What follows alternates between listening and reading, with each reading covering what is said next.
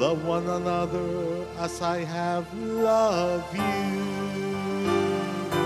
Hallelujah. Hallelujah. Hallelujah. Hallelujah. The Lord be with you. And with your spirit. A reading from the Holy Gospel according to Saint Luke. Glory to you, O Lord. Jesus said to his disciples, "To you who hear, I say, love your enemies. Do good to those who hate you. Bless those who curse you. Pray for those who mistreat you. To the person who strikes you on one cheek, offer the other one as well. And from the person who takes your cloak, do not withhold even your tunic. Give to everyone who asks of you. And from the one who takes what is yours, do not demand it back. Do to others as you would have them do to you. For if you love those who love you, what credit is that to you? Even sinners love those who love them. And if you do good to those who do good to you, what credit is that to you? Even sinners do the same. If you lend money to those from whom you expect repayment, what credit is that to you? Even sinners lend to sinners and get back the same amount. But rather, love your enemies and do good to them, and lend expecting nothing back. Then your reward will be great, and you will be children of the Most High. For He Himself is kind to the ungrateful and the wicked. Be merciful as your Father is merciful. Stop judging, and you will not be judged. Stop condemning, and you will not be condemned. Forgive, and you will be forgiven. Give, and gifts will be given to you. A good measure, packed together, shaken down, and overflowing will be poured into your lap. For the measure with which you measure will in turn be measured out to you." Sisters and brothers, the Gospel of the Lord. Praise to you, Lord Jesus Christ.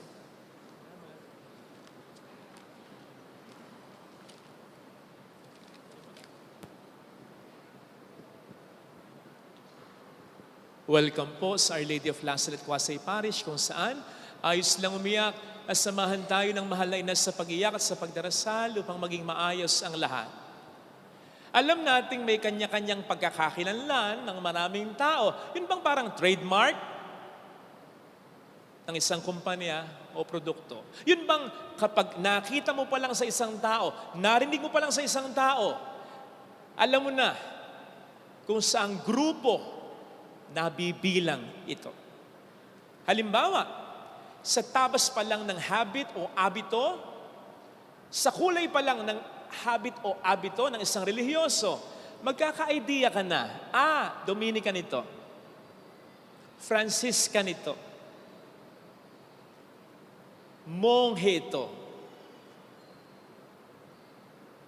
Sa uniforme pa lang ng isang bata, malalaman mo na, sa Lazaret nag-aaral yan. Sa Margaret nag-aaral yan. Sa uniform pa lang ng nagtatrabaho, alam mo na pulis, doktor, nurse. Minsan kahit sa paraan pa lang ng pagsasalita, ay Tagalog, Bulakenyo, may puntaw. Alam po ba ninyo na kahit tayong mga Kristiyano ay may pagkakakilanlan din para kay Kristo? Sa palagay nyo, na kapag nakita sa atin, sabihin, Kristiyano. Bible? Kasi may mga gumagamit ng Biblia. Hindi naman naniniwalang Diyos si Kristo. So, hindi Kristiyano. Krus? Pwede. Pero mayroong nagsusuot ng krus nang hindi naman sumusunod kay Jesus. Pang-forma lang kumbaga. Yung binyag natin, bakit? Lahat ba tayo? Pag umaalis ng bahay, dala-dala ang ating baptismal certificate? So ano ang pagkakakilanlan natin para kay Kristo? Balikan natin yung sinabi niya mismo sa kanyang mga disipulo pagkatapos niya hugasan ng mga paa nito sa John 13:35. Kung magmamahalan kayo, malalaman, makikilala ng lahat na kayo mga alagad ko. Yun! Actually, yun ang naisip ni Tertullian nung mga unang panahon pa na sinasabi ng mga pagano tungkol sa mga Kristiyano. By the way, si Tertullian, before ay isang pagano, bago na-convert sa isang Kristiyano. Ano ang sinasabi daw ng mga pagano patungkol sa mga Kristiyano noong mga unang panahon? Look how they love one another. Because pagans hate one another. Look how they are ready to die for each other. Because pagans are readier to kill each other. So nakita niyo ang marka noon ng mga Kristiyano? Love. Pagmamahal. Pero siguro pwede niyong isipin, Father, kahit naman hindi Kristiyano, nagmamahal, di ba? Oo nga. In fact, kahit nga mga masamang tao, kung minsan, kaya nga meron tayong tinatawag na bawal na pagmamahal. Yung hindi pwede, yung hindi tama, yung hindi kayo para sa isa't isa, pinipilit nyo pa. Hindi yan trademark ng Kristiyano. So ano? Basta nagmamahalan lang, okay na ito? Trademark na ito? Teka muna. Manapabalikan natin. Yung sinabi ni Kristo sa kanyang mga disipulo, saan? John 13:35. Sa pagmamahalan ninyo, makikilala ng lahat na kayong mga alagad ko. Sapagkat before that, verse 34, sabi ni Jesus, magmahal kayo katulad ng pagmamahal ko sa inyo. Ayun! Yun ang qualification. Ang trademark natin kapag tayo nagmamahal tulad ng Panginoon. By the way, ganun yung mga unang Kristiyano na nakita ni Tertullian. Kahit pinapatay na, nagmamahal pa rin katulad ni Kristo. Dito may papasok yung sinasabi ni Kristo sa ating Ebanghelyo, mahalin natin kahit ang kaaway natin. Dahil ganon ang Diyos. Matthew 5. Ang sabi doon ay, ang Diyos ay pinasisikat ang araw, both sa mabubuti at masasama. Ang Diyos ay pinapapatakang ulan, both sa matutuwid at hindi matuwid. Dapat ganun din tayo. Okay? Hindi masyado sa palagay ko na ina-expect ng Panginoon na yung love na maramdaman natin sa mga kaaway natin ay yung love ding nararamdaman natin sa mga close sa atin. Mahirap yun. Mahirap yun. So, at least, ina-expect dito ng Panginoon, batay sa ating gospel reading, ay yung love na gumagawa ng mabuti sa nagkasala sa atin kahit masama ang loob natin. Kaya nga ang sabi, pagdasal mo pa rin kahit masama ang loob mo. Kahit kaaway mo, gawan mo pa rin ng mabubuti. Iyan po ang nakita natin na ginawa ni David kay Saul sa ating unang pagbasa. For your information, ilang beses nang pinagtangkaan ni Saul ang buhay ni David. May isang instance, sinibat niya si David, hindi lang tinamaan. Totoo. Gayong si David ay wala naman sa kanyang ginagawang kahit anong kasalanan. Puro pa, and I mean, marami pang kabutihan. Sige nga. Kaya naniniwala ako, masama din kahit papaano ang loob ni David kay Saul. Pero sa kabila nito, hindi niya ginawan ng masama si Saul. Naghangad pa rin siya ng mabuti para kay Saul. Nirespeto pa rin niya si Saul. Ganun sana. Hindi yung kababatikos lang, batikos pa lang kasabihan mo na, kayong mga nambabatikos, mamatay kayong lahat. Sige, boto niyo yan. Father naman kasi, ang hirap eh. Piruin mo, hindi na ako gagante. Gagawan ko pa siya ng mabuti. Ano siya, sinuswerte? Ops. Tandaan natin, kapag nag-uutos sa atin ang Panginoon natin, yun ay yung unang-una para sa kapakanan natin. Kasi isipin po ninyo, kahit gawa natin ng mabuti, yung nang-away sa atin, yung gumagawa ng masama sa atin, ano magiging epekto sa kanya? Sige nga, magbabago ba siya? Sana. Pero kung hindi, wala kang magagawa. Pero ginawan mo ng mabuti. Yun ang nangyari kay Saul. Sa kabila ng ginawa sa kanya ni David, pinapatawad siya ni David, nirerespeto pa rin siya ni David, hindi nagbago si Saul. So nakita niyo na? Kaya't ang pagpapatawad, walang kasiguraduhan na para sa pinapatawad, pero sigurado para sa nagpapatawad. Kasi kapag tayo nagpapatawad, ibang klase ang nangyayari. Lumalaki ang ating mga muscles ay spiritual muscles. Sa mga nag-gym dito, boys, yung mga lalaki talaga, alam natin ang technique para lumaki ang ating katawan. Una, hindi ganyan. Yang pahigab-higab lang. Walang gana, walang patutunguhan yan. Lalaki ang tiyan yan. Mas malakas pang kumain yan pagkatapos mag-gym yan eh. Walang gana ka, walang mangyayari dyan. Wala ring mangyayari sa ganire.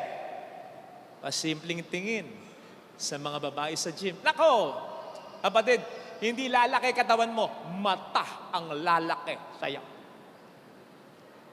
Cut.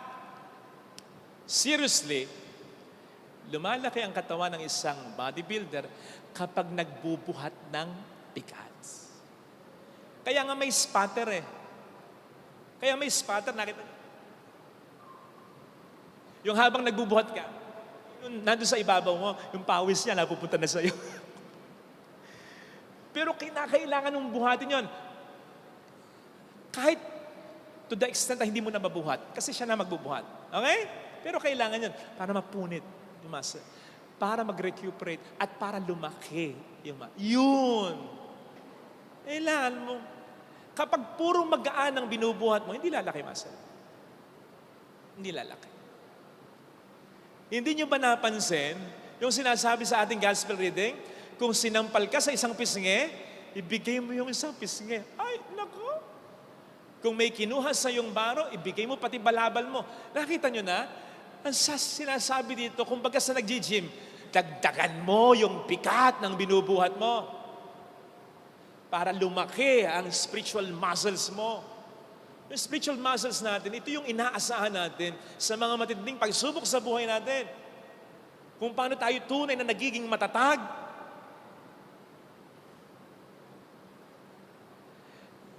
Hindi tayo basta-basta tatatag pag nagdarasal lang.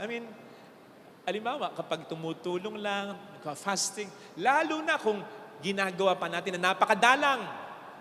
Minsan-minsan, kapag nilalagay tayo ng Panginoon sa okasyon, na kinakailangan nating magpatawad, yun, pagbubuhat yun ng mabigat. Buhatin mo. Alam po ninyo, yung mas mabigat sa pagpapatawad, yung una, nasa katwiran ka, wala kang ginagawang masama, di ba? Gigil ka pag ganyan. Yung ikaw na yung kinat, galit pa yung nag-cut sa'yo, nako. Sarap pektusan niya. Ikalawa, kapag may kapangyarihan ka, kapag alam mong mas malaki ka, kayang-kaya, babaldugin ko to, babaldugin.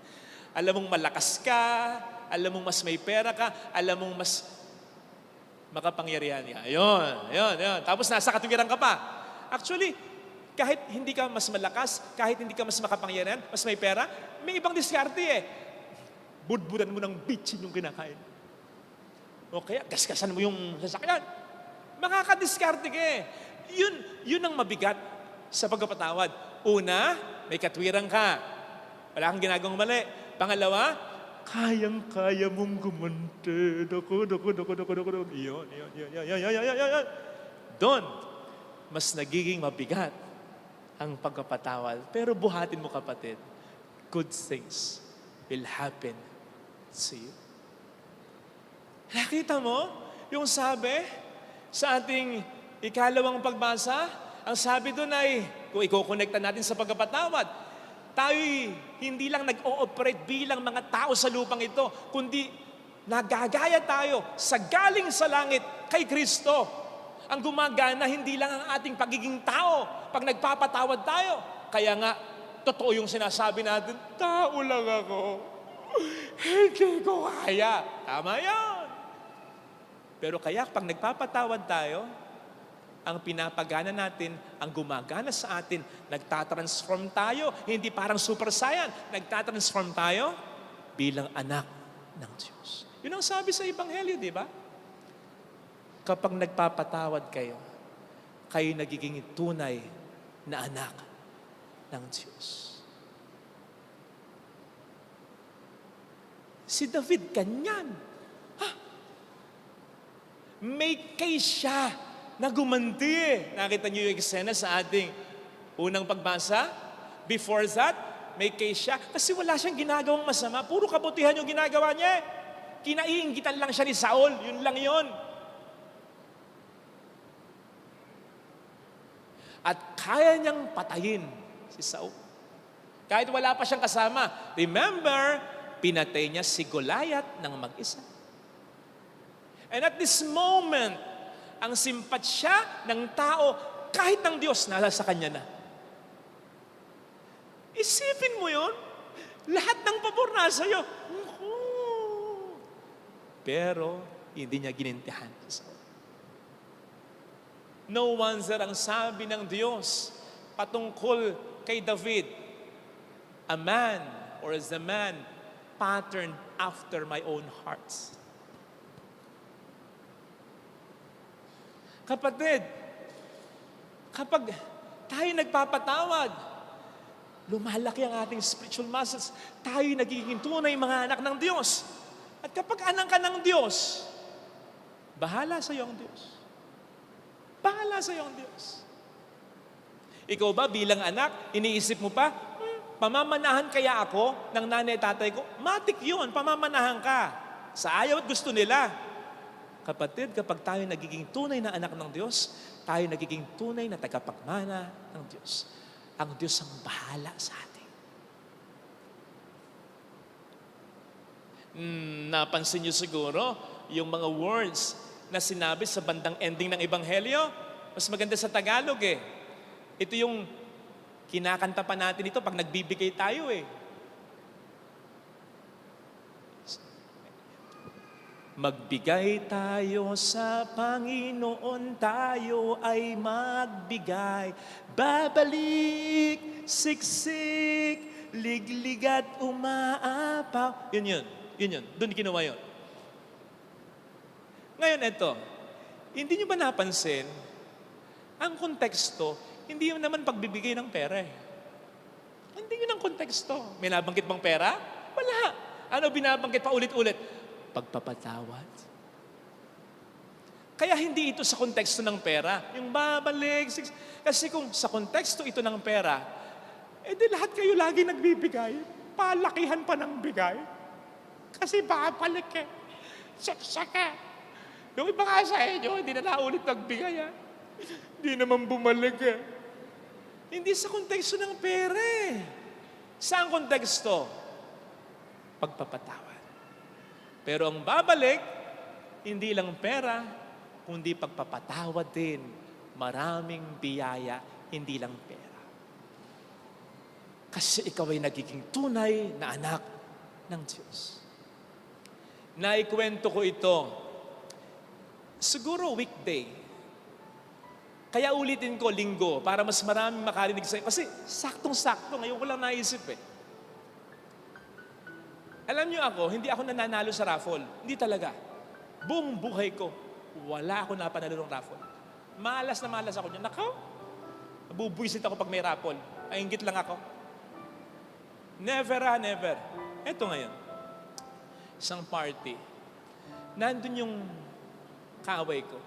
Actually, siya yung nangaway sa akin. Wala akong ginagawang masama sa kanya. Wala akong ginagawang masama. Wala talaga. Never. Wala akong ginagawang masama. Okay? Tindi nung ginawa niya sa akin. At may kaya akong gumante. Una, wala akong ginagawang masama. Pangalawa, mas kaya akong gumante. Napakarami kong followers. Dami. Kung siniraan niya ako, kaya ko siyang siraan. Milyong ulit pa. Hindi ko ginawa. So ito na.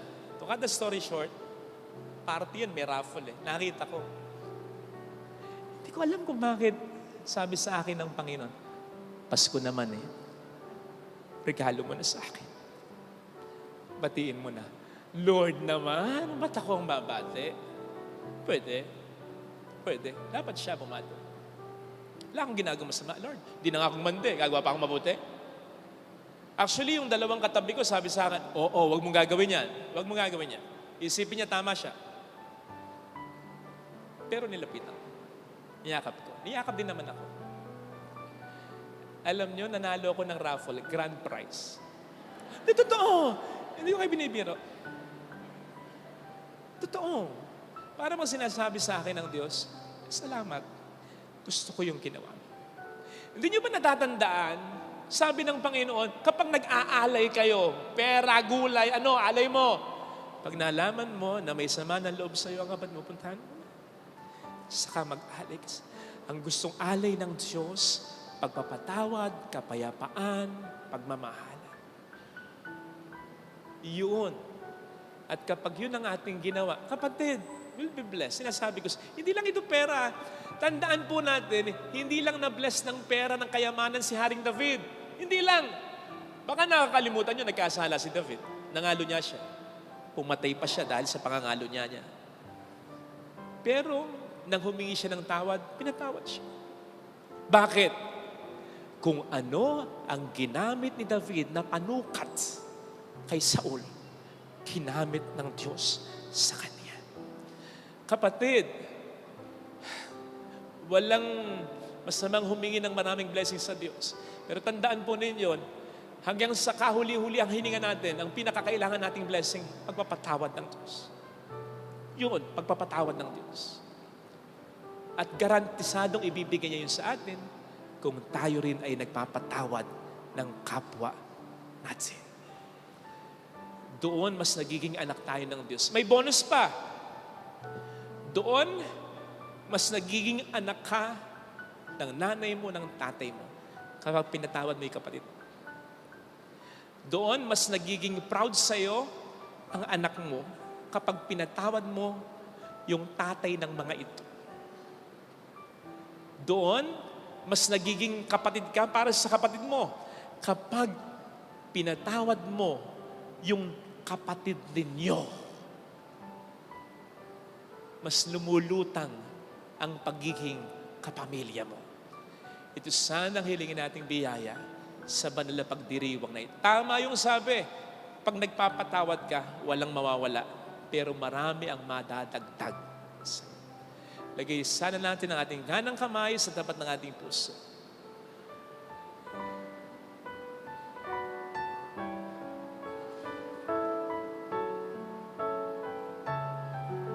Awitin natin.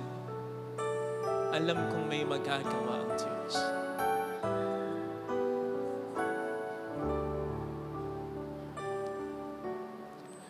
Alam kong may magagawa ang Diyos.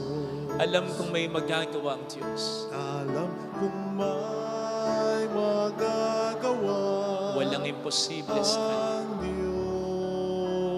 Kung ako'y magtatapat, Kung ako'y magtatapat sa Kanya'y maglilingkod, sa Kanya'y maglilingkod. alam kong may magagawa ang Diyos. Kung may magagawa ang Diyos. Alam kong di ringgin ng Diyos ang sambo ko, Alam kong di sapagkat mahal niya. ringgin ng Diyos ang samo ko. Alam kong di ringgin ng Diyos ang sambo ko. Alam kong di ringgin ng Diyos ang samo ko.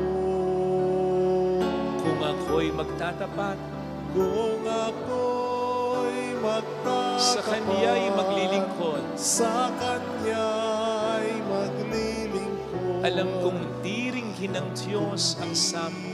Ringgin ng Diyos Bigit natin ang ating mga mata.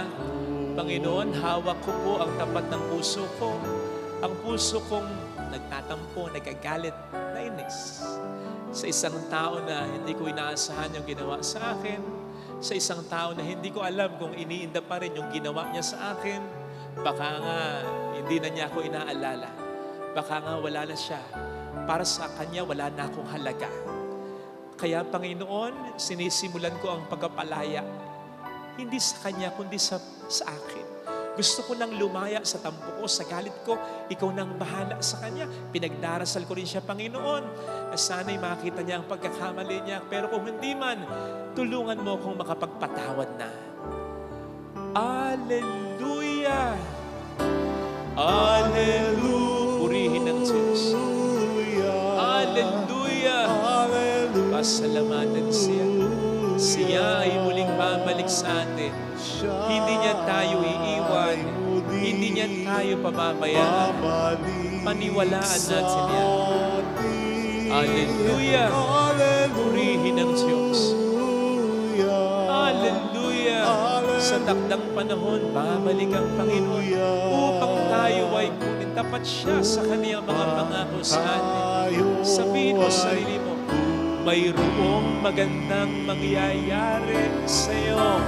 Mayroong Magandang mangyayari kung lalapit ka kay Jesus.